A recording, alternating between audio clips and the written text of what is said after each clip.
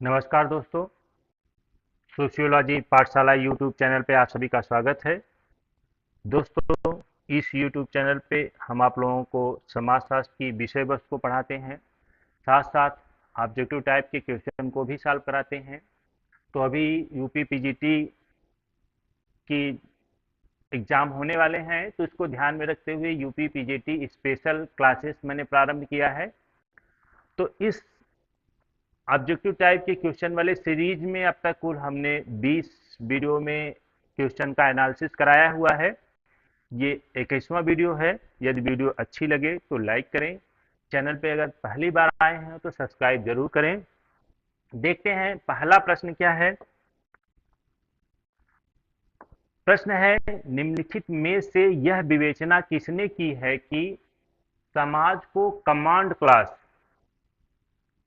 Class और ओबे class, पूछा हुआ प्रश्न है दोस्तों, में विभाजित किया जा सकता है। किसने विभाजित किया है समाज को कमांड क्लास और ओबे क्लास में किसने विभाजित किया है? विकल्प में है Anthony Giddens, Karl Marx, Peter Berger, Ralf Dahrendorf. तो आप लोग लगाते रहे दोस्तों। मैं बता दूं, एक पुस्तक आई थी, क्लास एंड क्लास कन्फ्लिक्ट।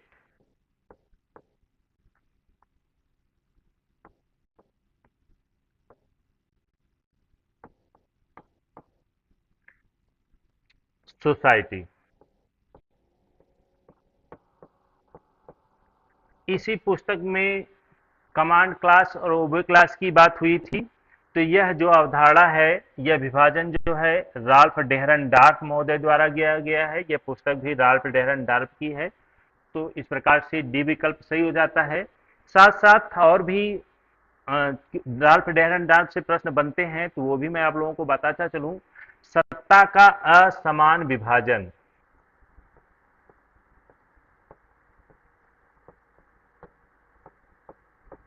विभाजन जो है संघर्ष का कारण इन्होंने बताया था।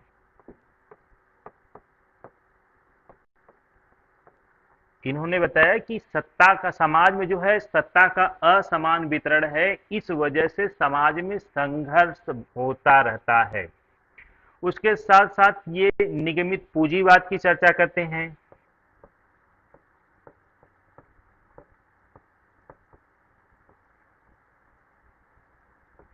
निगमित पूंजीवाद, कारपोरेट की बात ये करते हैं।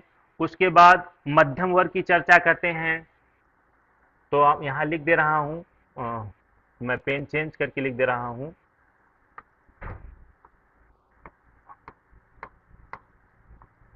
मध्यम वर्ग की चर्चा करते हैं। साथ साथ ये सहमति मूलक और संघर्ष मूलक समाज में विभाजन करते हैं।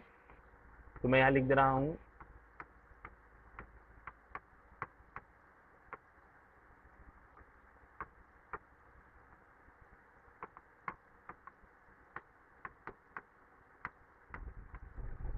सहमति मूलक और संघर्ष मूलक समाज में विभाजन करते हैं।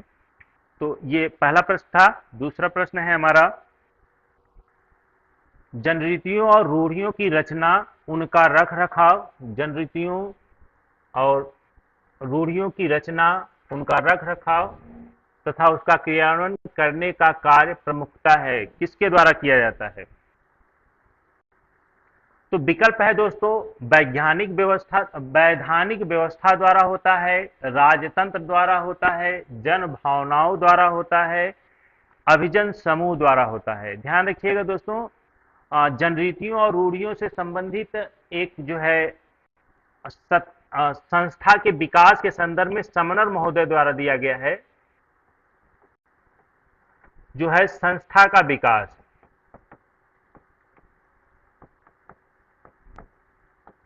संस्था की विकास के बारे में समनर महोदय जो चर्चा करते हैं, उसमें उन्होंने बताया कि सबसे पहले क्या आता है? विचार आता है। विचार जो है किसी मनुष्य के मस्तिष्क में आता है, उस विचारों का वो क्या करता है? अपने जीवन में क्या करता है? उपयोग करना शुरू करता है। तो क्या हो जाती है? आदत होती है। एक व्यक्ति के मन में कुछ विचार आए, उसको वह जीवन में अपनाना शुरू करता है, तो वह उसकी व्यक्तिगत आदत बन जाती है। और समूह को लोग देखते हैं कि यह आदत उसकी जब अच्छी है तो बहुत से लोग उसको अपनाने लगते हैं, तो यह क्या बन जाती है? समूह की आदत। क्या यही आदत क्या बन जाती है? समूह की आदत। जब वह समूह की आदत बनती है तब इसे कहा जाता है जनरीति। लोगों ने उसे अपना लिया तो क्या कहलाती है? जनरीति। और यही जनरीति जब बार बार समाज के लोग अपनाते रहते हैं तब यह क्या हो जाती है? प्रथा बन जाती है। क्योंकि जनरीति को लोग अपनाते चले जा रहे हैं तो यह क्या बन जाती है? प्रथा बन जाती है। और प्रथाओं में जब कई पीढ़ियों का अनुभव जुड़ जाता है, कई पीढ़ियों तक यही प्रथा चलती रहती है, तो यह क्या बन जाती है? रूढ़ी बन जाती है। और जिसे क्या कहा जाता है? मोर्स के नाम से जाना जाता है। और यही रूढ़ी जब नियम कानूनों के रूप में स्थापित हो जाता है तब क्या हो जाता है? यह संस्था का रूप ले लेती है। तो आप लोग समझ लीजिए यहाँ पे कि जब क्या हो जाती है? समूह की आदत होती है तब वह क्या कहलाती है? जनरीत कहलाती है। और जब इसमें जन कल्याण की भावना जुड़ जाती है, कई पीढ़ियों का अनुभव जुड़ जाता है, तो यह रूढ़ियां कहलाती हैं। और इन रूढ़ियों और जनरीतियों का संरक्षण कौन कहा करता है? तो यह जो है जन भावनाओं द्वारा इनका क्या किया जाता है? संरक्षण किया जाता है, न कि कानून द्वारा, न कि राजा द्वारा। कानून द्वारा भी इसका संरक्षण नहीं होता है, राजा द्वारा भी नहीं होता है, समूह द्वारा भी नहीं किया जाता, क्योंकि यह जन भावनाओं से उत्पन्न हुई है, तो इसलिए इसके जन भावनाओं द्वारा ये क्या किया जाता है? इसका संरक्षण किया जाता है। यदि जो है समाज के लोग इन रूढ़ियों और जनरीतियों का पालन नहीं करेंगे तो समाज की जन भावनाएं ही केवल क्या करती हैं? समाज से उनका तिरस्कार किया जाता है। तो इस प्रकार से जन भावनाओं द्वारा उनका किया जाता है? संरक्षण किया जाता है।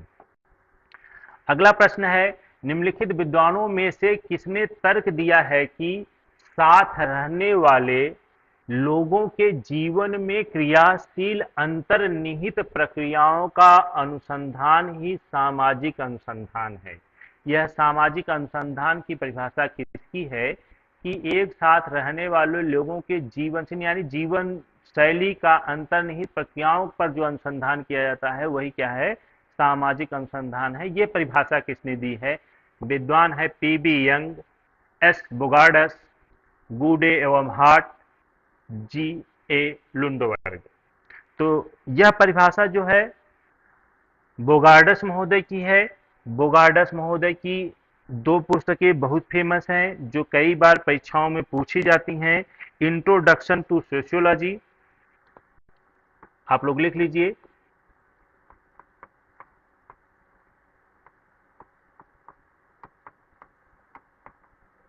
Introduction to sociology. और एक पुस्तक इनकी है द न्यू सोशल रिसर्च।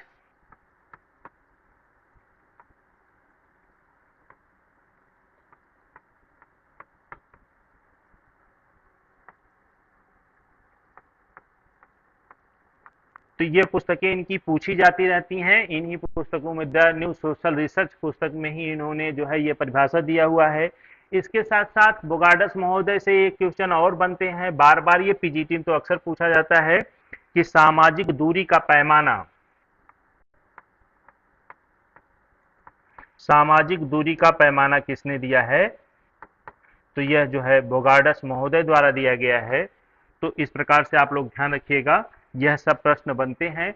और बोगार्डस महोदय ने जो है जीवानी बिको नाम के एक विद्वान थे, उन्होंने बोगार्डस ने कहा कि जीवानी बिको जो है समाजशास्त्र के जनक माने जाने चाहिए। इन्होंने समाजशास्त्र का जनक जो है जीवानी बिको जी को कहते हैं। क्यों कहते हैं? क्योंकि उन्होंने समाजशास्त्र विषय आने से पहले ही सर्पिल की अवधारणा वहां पे इन्होंने दिया हुआ है। तो इसके संदर्भ में बोगार्डस ने इस बात की चर्चा करते हैं। अगला प्रश्न है, भारत जैसे बंद समाजों में, भारत क्या है? एक बंद समाज है, के साकर्षण कैसा होता है? अधिक होता है, कम होता है, बीच का होता है, अनुपस्थित रहता है? तो ध्यान रखिएगा दोस्तों, ये पूछना चाह रहे हैं कि भारत जैसे बंद समाजों में, जैसे भारत क्या है, जातिगत समाज है, भारत में जातियां देखने को मिलती हैं, जातियों में क्या होता है, अपने एक जाति से दूसरे जाति में कोई परिवर्तन नहीं किया जा सकता। यानी भारत क्या है, एक बंद समाज है, इसमें जातिगत गतिशीलता देखने को नहीं मिलती है। तो क्या होता है कि साक्षर क्या होता है, अनुपस्थित होता है, यानी कि गतिशीलता देखने को नहीं मिलती है। तो इस प्रकार से डी विकल्प क्या हो जाएगा, सही हो जाएगा। अगला प्रश्न है, पांचवा प्रश्न, किसने कहा कि उपकल्पना परीक्षण किए जाने वाला एक प्रस्ताव है। छोटी सी परिभाषा है उपकल्पना के संदर्भ में। उपकल्पना जो है परीक्षण किए जाने वाला एक प्रस्ताव है। यह जो है परिभाषा किसकी है उपकल्पना के संदर्भ में, बोगार्ट्स महोदय की है, पीबी यंग की है, कॉलिंजर की है, उपरोक्त में से कोई नहीं। तो आप लोग इतना ध्यान रखिएगा, उपकल्पना से प्रश्न बनते हैं, कई बार यह प्रश्न पूछा हुआ है कि उपकल्पना परीक्षण किया जाने वाला एक प्रस्ताव है। वन लाइनर में आप लोग इसको लिख लीजिए, यह परिभाषा जो है बोगार्ड्स महोदय द्वारा दिया गया है। तो इस प्रकार से ए विकल्प क्या हो जाएगा, सही हो जाएगा। अगला प्रश्न है, वंशानुक्रम के नियम से अर्थ है। वंशानुक्रम का क्या मतलब अर्थ होता है, ये पूछा हुआ है। संपत्ति हस्तांतरण से संबंधित नियम, सदस्य व्यक्ति के रक्त समूह निर्धारण से संबंधी नियम, विवाह संबंधों से संबंधित नियम, भाई बहनों की पहचान से संबंधित नियम। तो वंशानुक्रमण केवल भाई बहनों की पहचान से संबंधित नहीं है, इसमें वैवाहिक संबंधियों से संबंधित नियम भी देखने को नहीं मिलता है। और यह केवल रक्त समूह के निर्धारण के लिए भी नहीं होता है। तो यह क्या होता है, वंशानुक्रमण का मतलब होता है एक व्यक्ति की संपत्ति किस रूप में हस्तांतरित होगी, किसको प्राप्त होगी। तो इस प्रकार से संपत्ति हस्तांतरण से संबंधित नियम को क्या कहते हैं, वंशानुक्रमण नियम से जाना जाता है। अगला प्रश्न है दोस्तों, सातवां प्रश्न, निम्नलिखित में से किसका नाम अनुकूलतम जनसंख्या सिद्धांत से संबंधित है। अनुकूलतम जनसंख्या सिद्धांत से संबंधित किसका नाम है। Michael Thomas Sadler, Thomas Doubleday, Edwin Cannan. तो आप लोग ध्यान रखिएगा, जनसंख्या अनुकूलतम सिद्धांत से कई व्यक्तियों का नाम जुड़ा हुआ है, किंतु सबसे पहली बार जनसंख्या अनुकूलतम सिद्धांत जो है एडविन केनन महोदय ने दिया हुआ है। तो आप लोग तो इसको नोट कर लीजिएगा कि अवधारणा सबसे पहली बार एडविन केनन महोदय किस पुस्तक में दिया था, तो वेल्थ पुस्तक इनकी आई थी। तो वेल्थ पुस्तक में इन्होंने पहली बार जो है अनुकूलतम जनसंख्या का सिद्धांत देते हैं। इसके समर्थकों की बात करेंगे, अनुकूलतम जनसंख्या सिद्धांत के समर्थकों में आते हैं, तो इसको भी नोट कर लीजिएगा, कई बार परीक्षाओं में पूछा हुआ है। समर्थक है डाल्टन है एक, उसके साथ साथ एक व्यक्ति हैं कार्ल सैंडरसन,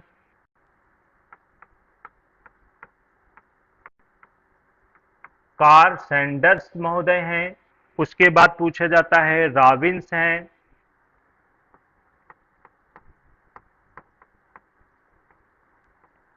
उसके साथ साथ इसके समर्थक में हेनरी सिजविक हैं।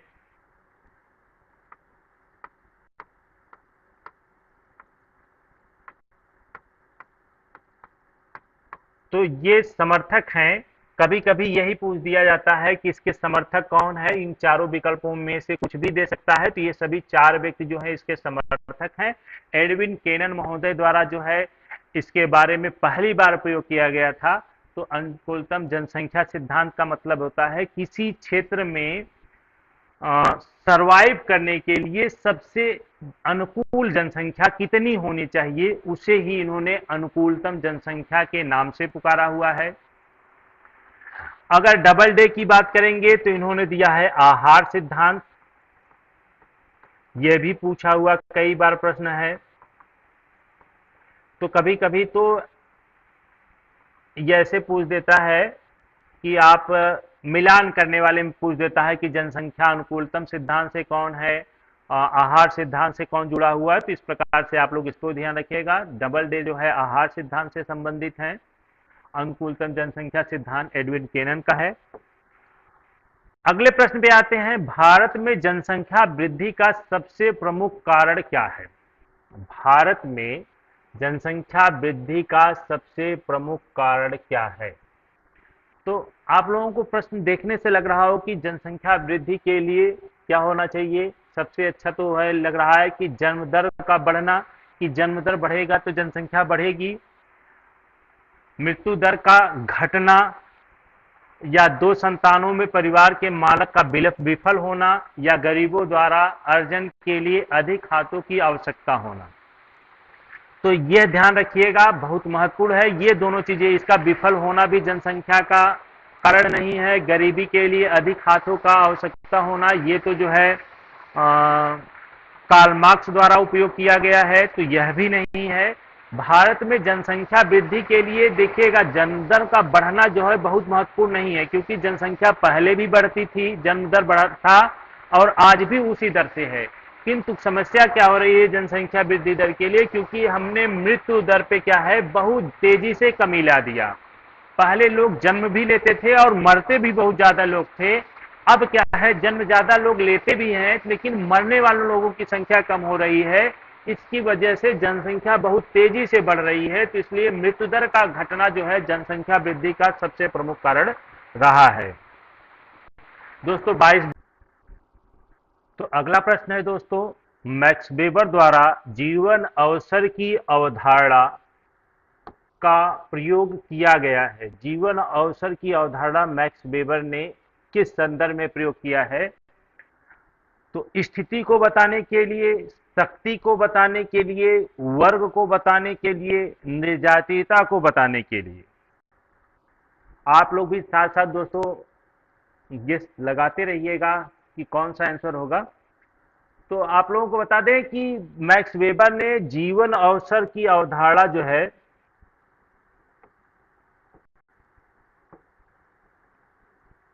जीवन अवसर की बात ये करते हैं वर्ग के निर्धारण के लिए।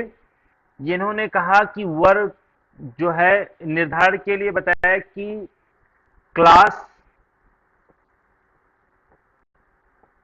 उसके बाद स्टेटस और पावर। कहीं कहीं पे ये पार्टी करके आता है, पार्टी भी लिखा रहता है, तो यह ध्यान रखिएगा आप लोग कि इन्होंने वर्ग को बताने के लिए जीवन अवसर के आधार पे क्लास, स्टेटस और पावर में विभाजित करते हैं और वर्ग का निर्धारण करते हैं। एक चीज आप लोगों को बता दें दोस्तों कि ये जो है वर्ग के निर्धारण में बाद में इन तीनों आधारों पे बहुत ढेर सारे क्लासेस का वर्गीकरण करते हैं, तो अंत में ये वर्ग के निर्धारण में फेल भी हो जाते हैं। किंतु यह वर्ग के निर्धारण के लिए जीवन अवसर के आधार पे 3 प्रकार के वर्गों की चर्चा की है, क्लास, स्टेटस और पावर की बात ये करते हैं। तो सी विकल्प क्या हो जाएगा? सही हो जाएगा। अगला प्रश्न है दोस्तों, आधुनिकीकरण की विशेषता है। आधुनिकीकरण की कौन सी विशेषता है ये पूछा हुआ है। संरचनात्मक विभेदीकरण की वृद्धि, प्रदत्त अभिमुखता, विस्तारित संबंध, जात भक्ति। तो आधुनिकीकरण के बारे में आप लोगों ने अध्ययन किया ही होगा। यह जो है समाज की जो है संरचनात्मक विभेदीकरण के लिए प्रयोग किया जाता है। तो इस प्रकार से ए विकल्प क्या हो जाएगा? सही हो जाएगा। आप लोगों के पीजीटी के में आधुनिकीकरण एक टॉपिक है, तो आप लोग यदि इसका अध्ययन नहीं किए होंगे तो मैं एक स्पेशल वीडियो ला दूंगा आप लोगों के लिए। आधुनिकीकरण क्या होता है इसके बारे में किसी दिन स्पेशल वीडियो ला देंगे, तो इसमें हम आप लोगों को बता देंगे संरचनात्मक विभेदीकरण क्या होता है इसके बारे में। 11वां प्रश्न है, निम्नलिखित में से कौन सा एक केंद्रीय प्रवृत्ति माप नहीं है पूछा है। यहाँ पे ध्यान रखिएगा, इसका मतलब 3 जो है केंद्रीय प्रवृत्ति माप के आधार हैं, एक इसमें से नहीं है।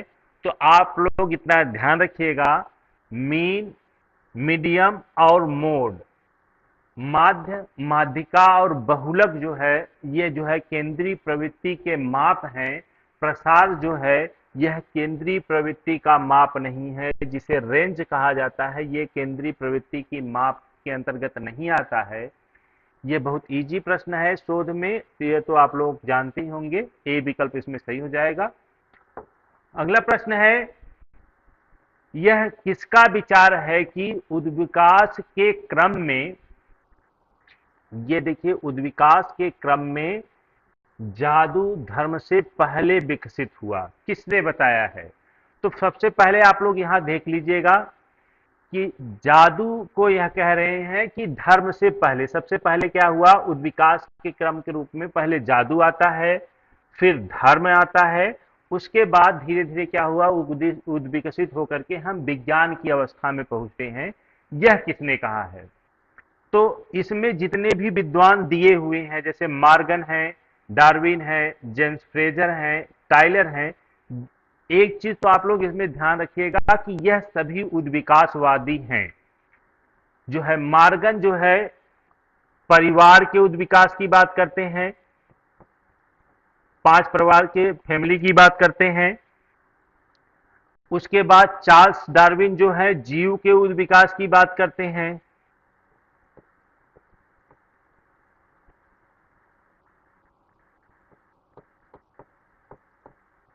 मार्गन परिवार के उद्विकास की, डार्विन जो है जीवों के उद्विकास की बात करते हैं, टाइलर जो है धर्म के उद्विकास की बात करते हैं।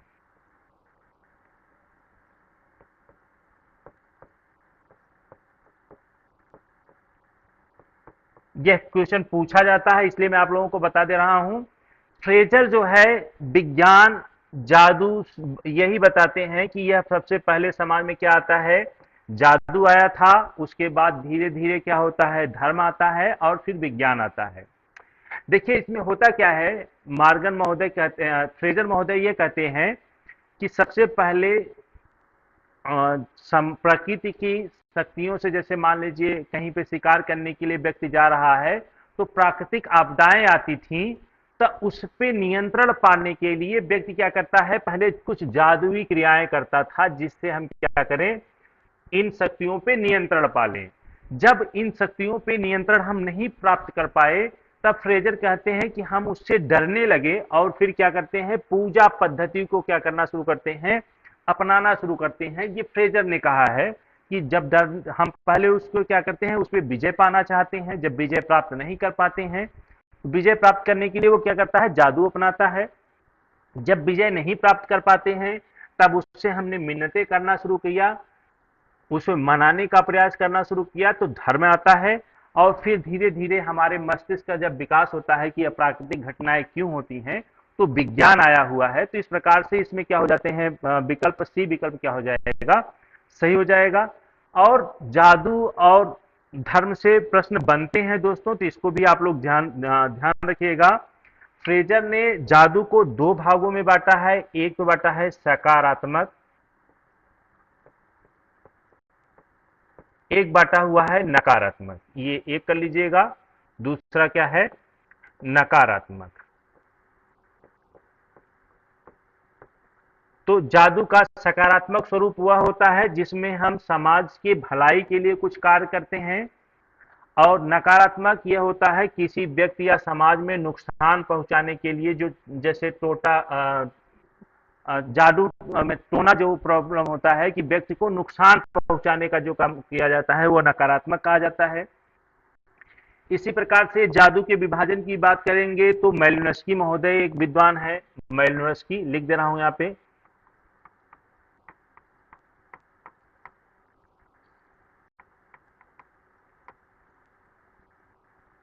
मेलिनोव्स्की जो है सफेद जादू और काला जादू में बांटते हैं। सफेद जादू,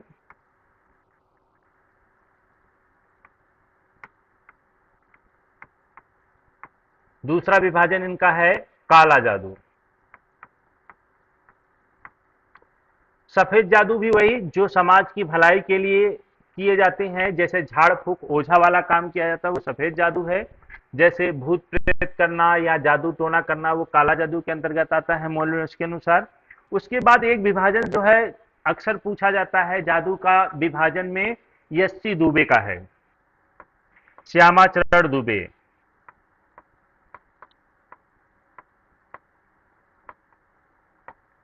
यस्सी दुबे जो है जादू को 3 भागों में बांटते हैं। एक होता है उत्पादक, ये पीजीटी में पूछा हुआ प्रश्न है दोस्तों। उसके बाद एक होता है संरचनात्मक,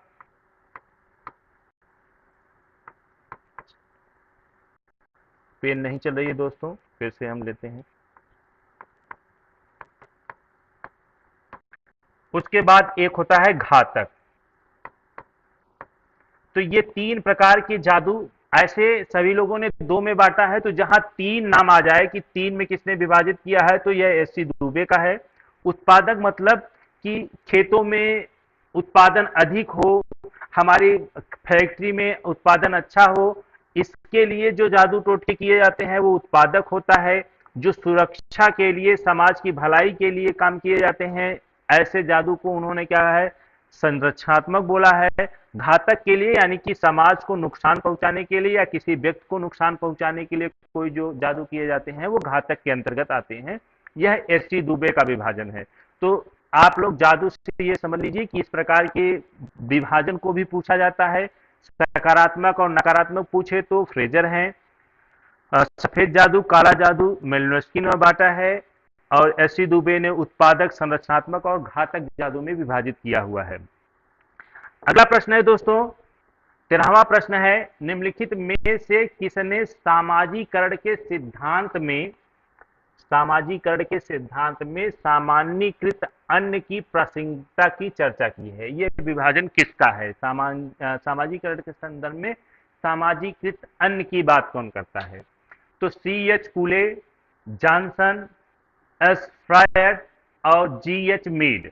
तो आप लोग ये जानते रहिए कि सामाजिकरण में सभी विद्वान, ये जो 4 विद्वान लिखे हुए हैं, सभी ने जो है सामाजिकरण की चर्चा किया हुआ है। जैसे कूले की बात करेंगे तो इन्होंने लुकिंग ग्लास सेल्फ थ्योरी, यानी कि समाज में रूपी दर्पण में देख करके व्यक्ति अपना सामाजिकरण करता है। और ये सामान्यीकृत अन्न की बात करेंगे तो सामान्यीकृत अन्न की बात जे एच मीड महोदय करते हैं। तो इस प्रकार से डी विकल्प क्या हो जाएगा, सही हो जाएगा, मीड राइट आंसर है। अगला प्रश्न है दोस्तों, किसने परिभाषित किया है कि सामाजिकरण वह प्रक्रिया है जिसके द्वारा बालक सांस्कृतिक विशेषताओं, आत्म तत्व तथा व्यक्तित्व को प्राप्त करता है? ये सामाजिकरण की परिभाषा किसने दिया है कि कोई भी बालक सांस्कृतिक विशेषताओं को, आत्म तत्वों को और व्यक्तित्व को सीखता है एक तरीके से? यह किसकी परिभाषा है? विकल्प में है किम्बल यंग, डब्ल्यू ग्रीन, जे एम जॉनसन, गिलीन और गिलीन। तो यह परिभाषा सामाजिकरण की डब्ल्यू ग्रीन महोदय ने दिया हुआ है। तो इस प्रकार से बी विकल्प क्या हो जाएगा, सही हो जाएगा। अगला प्रश्न है 15वां प्रश्न, निम्नलिखित में से किस समाजशास्त्री ने यह तर्क दिया है कि समाज में संबंध परिस्थिति से अनुबंध के आधार पर? ये इतना ध्यान रखिएगा, समाज के जो संबंध होते हैं वो परिस्थिति से अनुबंध के आधार पर विकसित हुए हैं। यह परिभाषा किसने दिया है? समाजशास्त्री ने यह तर्क दिया, समाज में संबंध जो है परिस्थिति अनुबंध के आधार पे, सिर्फ इतना ही आप लोग याद रखिएगा, परिस्थिति अनुबंध के आधार पे किसने समाज में संबंध की चर्चा किया है? विकल्प में है Henry Maine, Herbert Spencer, Herbert Hyman, Howell. तो ये आप लोग जानते रहिएगा कि हर्बर्ट हाइमन जो है संदर्भ समूह की चर्चा करते हैं। पहली बार जो है संदर्भ समूह मनोविज्ञान में इन्होंने 1942 ईस्वी में संदर्भ समूह की चर्चा किया था।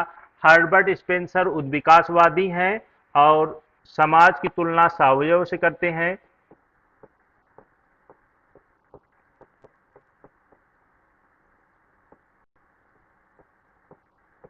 सावयव माने शरीर से करते हैं, मानव की शरीर से करते हैं, और ये परिस्थिति से अनुबंध सामाजिक संबंध की विशेषता जो बताते हैं ये हेनरी मेन द्वारा किया गया है। तो इस प्रकार से ए विकल्प क्या हो जाएगा, सही हो जाएगा।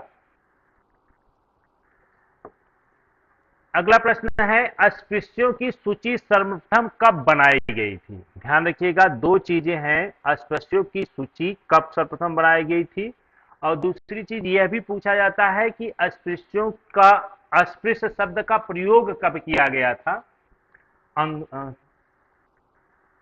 तो इसके संदर्भ में सबसे पहली बार जो है अंग्रेजों द्वारा जो सूची तैयार की गई थी वह जो है 1935 ईस्वी में की गई थी। इस प्रकार से बी विकल्प सही हो जाएगा। जबकि सब यदि पूछे कि अस्पृश्यों के शब्द का सबसे पहली बार प्रयोग कब किया गया था, तो ये 1930 में।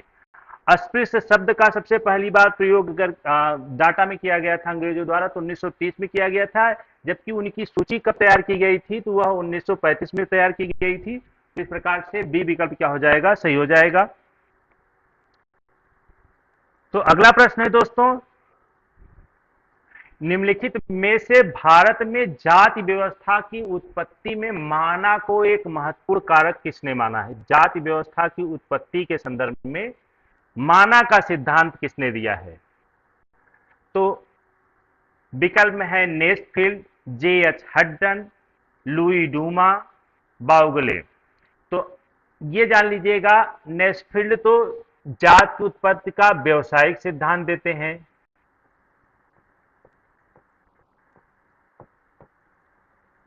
व्यवसायिक सिद्धांत किसका है, नेस्फील्ड का है।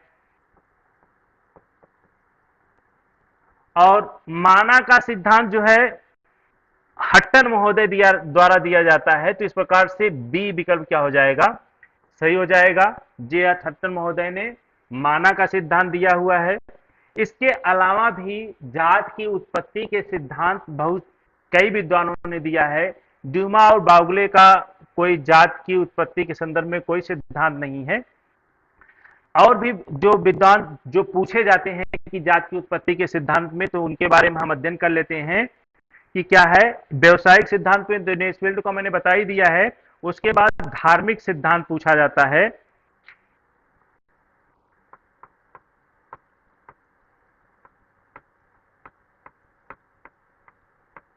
कई बार परीक्षाओं में पूछा हुआ है। जात की उत्पत्ति का धार्मिक सिद्धांत जो है होकार्ट और सेनार्ड है। होकार्ट और साथ साथ एक विद्वान और हैं सेनार्ड। दो विद्वानों का नाम है ये अलग अलग। तो आप लोग इसको भी ध्यान रखिएगा। ये परीक्षाओं में ये तीन चीजें तो पूछी ही जाती हैं। व्यवसायिक सिद्धांत किसने दिया है, तो नेस्फील्ड महोदय द्वारा दिया गया है। धार्मिक सिद्धांत किसके द्वारा दिया गया है, तो होकार्ट और सेनार्ड महोदय द्वारा दिया गया है। अगला प्रश्न है दोस्तों, संस्थाएं बिना समितियों के असंभव है, यह कथन क्या है। देखिए, संस्थाएं बिना समितियों के असंभव हैं, यह कथन क्या है। सत्य है, असत्य है, आंशिक सत्य है, कोई नहीं।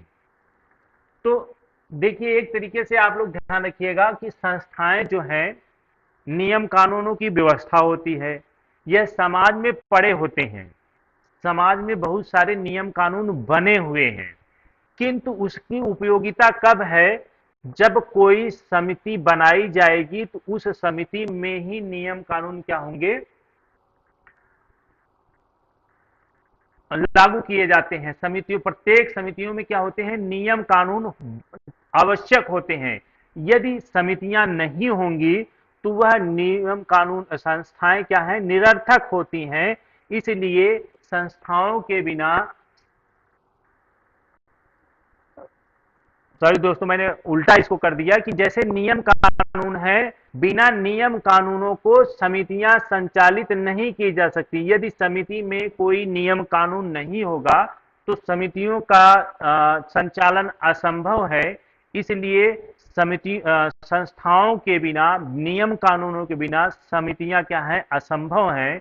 यह कथन क्या है, सत्य है। तो इस प्रकार से देखा जाए तो समितियों के लिए नियम कानून यानी संस्थाएं जरूरी हैं, और साथ साथ यह भी ध्यान रखिएगा, संस्थाओं के जीवित रहने के लिए समितियां आवश्यक होती हैं, किंतु कुछ नियम कानून ऐसे होती हैं जो बिना समितियों को चल सकते हैं। इसलिए अगर इसको सीधा उल्टा कर देगा तो आंशिक सत्य होगा, किंतु यहाँ पे जो पूछा हुआ है कि समितियां संस्थाओं के बिना क्या होती हैं, तो असंभव है। किसी समिति को संचालन करने के लिए नियम कानून आवश्यक होते हैं, कंपलसरी होते हैं। इसलिए संस्थाएं बिना समितियां बिना संस्थाओं को नहीं चल सकती हैं। तो इस प्रकार से ए विकल्प क्या हो जाएगा, सही हो जाएगा। अगला प्रश्न है, निम्नलिखित में से परिवार की उत्पत्ति हेतु क्रमिक विकास की विचार की अवधारणा किसने दिया? परिवार की उत्पत्ति हेतु क्रमिक विकास के विचार की अवधारणा किसने दिया है? मार्गन ने, टायलर ने, वैकोफन ने, मेलिनोवस्की ने। तो मैं आप लोगों को अभी पिछले किसी वीडियो में भी बताया कि मार्गन जो है परिवार की उत्पत्ति का उद्विकासी सिद्धांत देते हैं,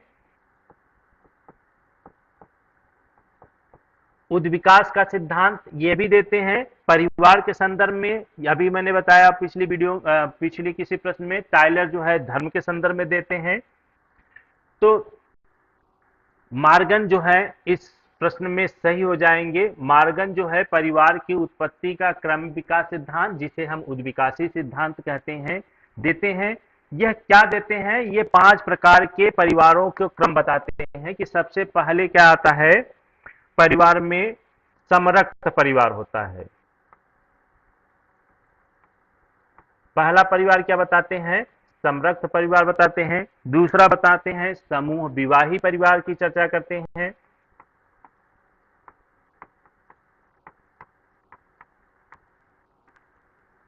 तीसरा परिवार बताते हैं ये कि यह क्या है, सिंडेशियन परिवार है।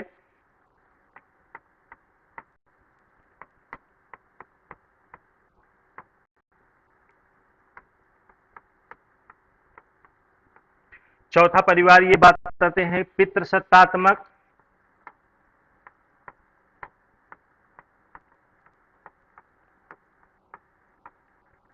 और ये 5वां परिवार बताते हैं एक विवाही परिवार।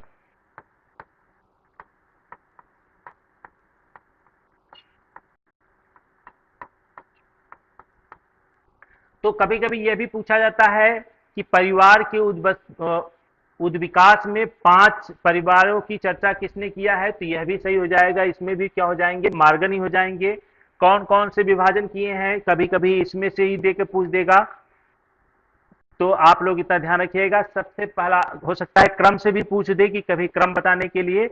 समरक्त परिवार उस परिवार को यह कहते हैं जिसमें क्या होता है कि सभी लोग आपस में भी किसी के साथ भी संबंध रख सकते थे, किसी के साथ किसी का भी विवाह हो सकता था, तो उसे इन्होंने समरक्त परिवार कहा है।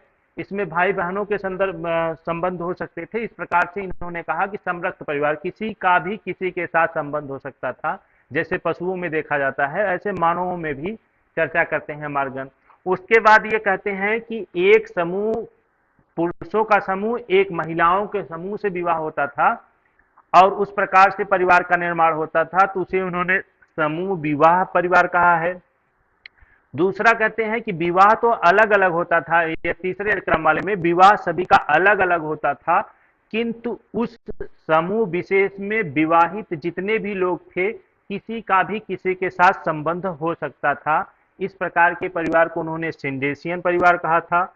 उसके बाद पितृसत्तात्मक परिवार कहते हैं। इसमें क्या होता था, पितृसत्ता यानी कि इस प्रकार के विवाहों में उन्होंने देखा कि बहुपति विवाह की अधिकता देखी जाती थी।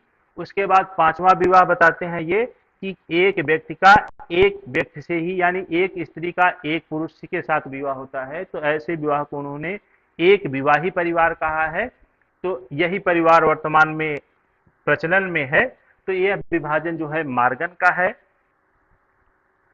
और इस प्रैक्टिस सेट का यह लास्ट प्रश्न है दोस्तों, किसने समस्त सामाजिक आदर्श नियमों को 3 कोटियों, सामाजिक आदर्श नियमों को 3 कोटियों में, कौन सी कोटियां हैं, जनरीतियां, रूढ़ियां एवं कानून में विभाजित किया है? तो विकल्प में है समनर, मैकाइवर एवं पेज, किंग्सले डेविस और बीर स्टीड। तो यह विभाजन जो है सामाजिक आदर्श नियमों को 3 कोटियों में जनरीतियां, रूढ़ियां और कानून में विभाजित किया हुआ है बीर स्टीड महोदय ने। तो इस प्रकार से डी विकल्प क्या हो जाएगा, सही हो जाएगा। जबकि इन जनरीतियों और रूढ़ियों के संदर्भ में संस्था के उद्विकास की चर्चा करेंगे, तो संस्था का उद्विकास अभी मैंने किसी पहले या किस दूसरे प्रश्न में बताया है कि समनर देते हैं, किंतु ये बताते हैं कि 3 कोटियां जनरीतियां होती हैं, फिर रूढ़ियां बनती हैं, फिर कानून बनता है।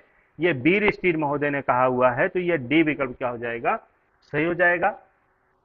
इस प्रकार से यह 20 प्रश्नों का प्रैक्टिस सेट आज यहाँ पूर्ण होता है। यदि वीडियो अच्छी लगी हो तो लाइक करें, चैनल पे पहली बार आए हों तो सब्सक्राइब जरूर करें, दोस्तों के पास शेयर करें। बहुत बहुत धन्यवाद। जय हिंद, जय भारत।